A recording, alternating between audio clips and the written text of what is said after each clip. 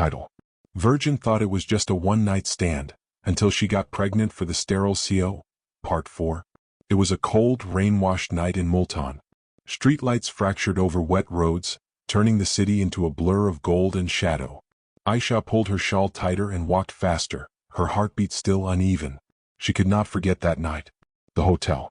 The conference. The stranger. The man whose name she learned only the next morning, Zaryan Shah, CEO of one of the largest tech groups in Pakistan. A name constantly in the news. A man the media had declared could never become a father. And now, in Ayesha's trembling hands, was a medical report. She was pregnant. The first shock. She reached home, locked the door, and slid down to the floor. Her hands shook violently. A girl who had never even held a man's hand, now carried someone's child. She did not hate herself. But she could not understand how this had happened. That night after the conference, she had accidentally taken the wrong elevator to the wrong floor. The lights were dim. Her mind was tired. And the room was not hers. The door had been slightly open. She stepped in. He was already there. Two strangers. One mistake. One night destiny refused to forget. The impossible truth. 2 days later, she saw a news clip on television. CEO Zaryan Shah confirms he is medically sterile after an accident 5 years ago. The teacup fell from her hand. How is this possible? She kept asking herself. If he was sterile, whose child was this? The decision. Ayesha decided to meet him. He had to know the truth, whether he believed her or not. Reaching Zaryan Shah's office was not easy. Security. Protocol. Appointments. But when she wrote personal matter with her name, surprisingly she was allowed in. She sat across from him. Tall. Composed. Cold eyes. Yes. Her voice trembled. I'm pregnant. Silence. And? This child is yours. Rejection. A flicker of surprise crossed his face, then it hardened.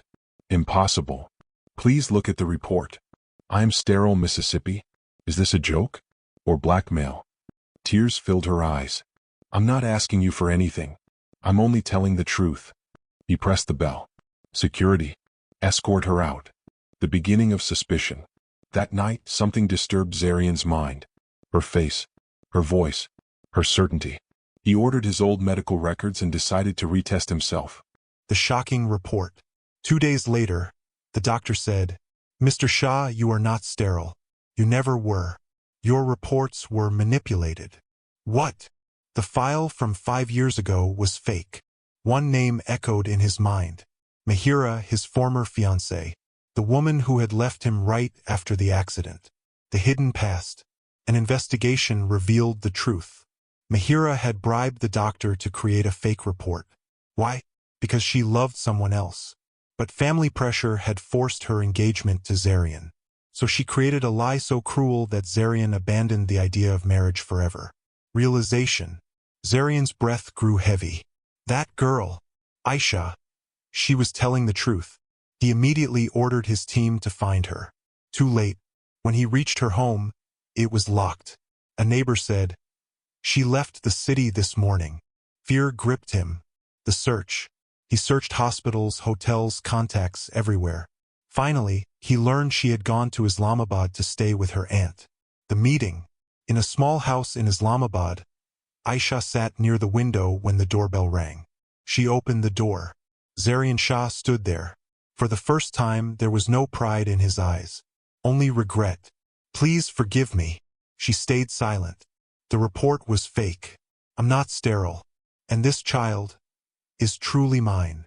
Tears streamed down her face. The real twist.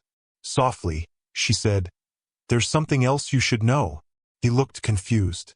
I'm going to be a mother to twins. The room fell silent. Then, for the first time, he smiled. Then I've been given 2 chances to correct my mistakes. For the first time since that night, Ayesha saw sincerity in his eyes. This was not a story of sin.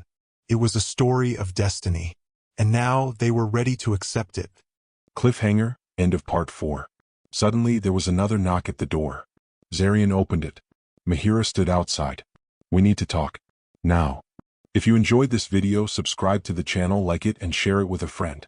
If you want to see part 5 of this story, type yes in the comments.